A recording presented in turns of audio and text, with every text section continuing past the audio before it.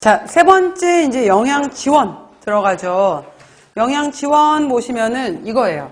우리가 이제 여러분들이 입을 이용해서 구강으로 저작작용을 해서 식도를 통해서 위로 음식물이 들어가서 보통 정상적인 경우에는 그러니까 무른 음식이라든지 섬유소가 적은 음식들 같은 경우에는 국수 뭐 이런 거 있죠. 죽 종류 이러한 것들은 3시간 정도면 위에서 음식물이 내려가요. 근데 이제 뭐 삼겹살, 갈비, 기름기 많은 음식들 있잖아요. 그러한 것들 한 6시간 정도 오랫동안 이제 포만감을 유지하게끔 하는 건데 음식물이 이렇게 위 안에 이제 들어가 있다가 이렇게 열려요. 열리게 되면서 저는 그냥 지금 이렇게 길게 그린 거예요. 소장을 그렸는데 소장이 이렇게 이제 꾸불꾸불 돼 있잖아요. 그래서 이게 대략 6 내지 7m 정도가 되는 소장이 있어요. 그래서 소장에서 맨 바로 위 아래 부분에 해당이 되는 부분을 우리가 12지장이라고 하는 거고 그 아래 한 3m 정도 되는 곳을 우리가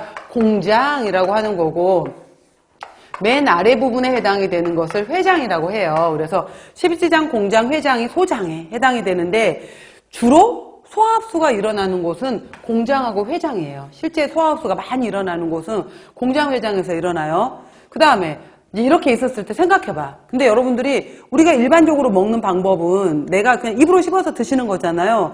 이거 치아로 씹어서 먹었던 방법은 내가 입을 통해서 그대로 먹었다라고 해서 입구를 써서 경구했다라고 하는 거예요. 이걸 경구법이라고 하는 거고요. 그런데 생각해봐요. 내가 치아가 다 잃어버렸어. 혹은 잇몸이 너무 아파갖고 입안이 염증이 너무 심해서 내가 음식을 못 먹어. 아니면 내가 식도가 다 망가져 버렸어. 식도에 염증이 너무 심하고 해서 식도에 음식물을 넘길 수가 없어. 또 내가 위에 염증이 너무 심해서 위 안에 구멍이 다 뚫려 있어. 그래서 음식물이 들어가면은 위를 통해서 음식물이 다 새버릴 수가 있어. 그 다음에 12지장 궤양이 걸려갖고 12지장으로 음식물이 들어갔는데 12지장으로 음식물이 다 새버릴 수가 있어요. 이런 경우야.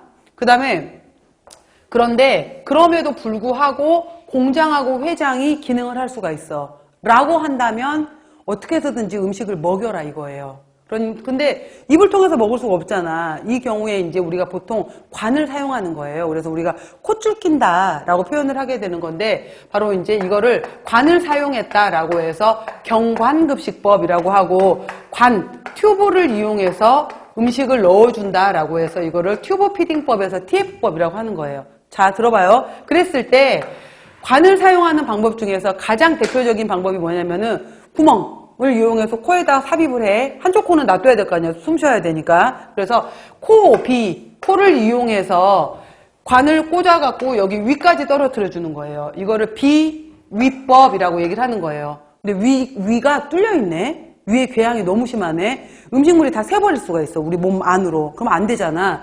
그럼 이 경우에 12지장까지 내려주자. 비12지장법이라고 하는 거예요.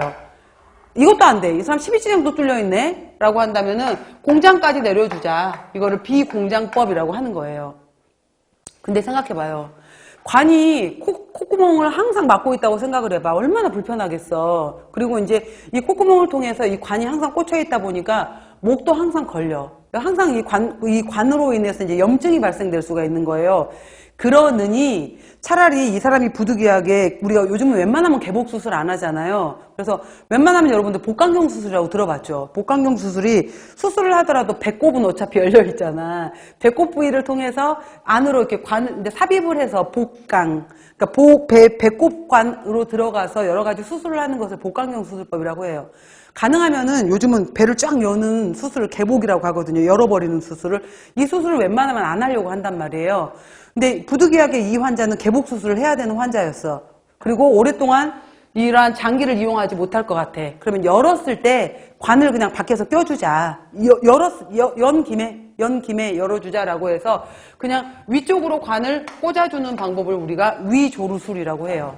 이 사람은 위에 문제가 있어서 안 될 것 같아. 열어서 바깥쪽으로 공장 부분으로 꽂아주자. 그래서 관 자체를 밖에서 꽂는 방법을 위조루, 공장조루라고 해요. 밖에서 관을 꽂는 방법을.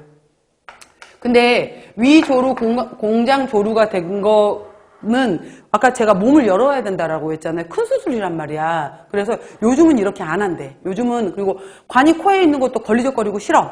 그리고 배를 여는 수술도 싫어. 라고 한 경우에 요즘 기술이 많이 좋아졌잖아요. 그래갖고는 실제로 이제 사람 코야, 입이야, 얼굴이야, 얼굴이고 목이고 그러면은 이 사람의 입을 통해서 우리 위내시경 검사할 때 있잖아요. 위내시경 검사할 때처럼 입 안으로 관을 넣어서 이 사람 여기 위 안까지 쭉 관이 들어가.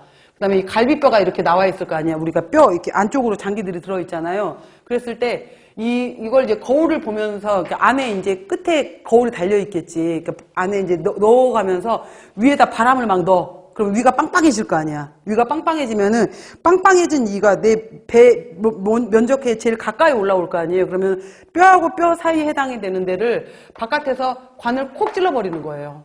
그럼 이거는 배를 열지 않아도 되고 피부를 통해서 위를 향해서 관을 꽂는 거예요. 그래서 이거를 피부를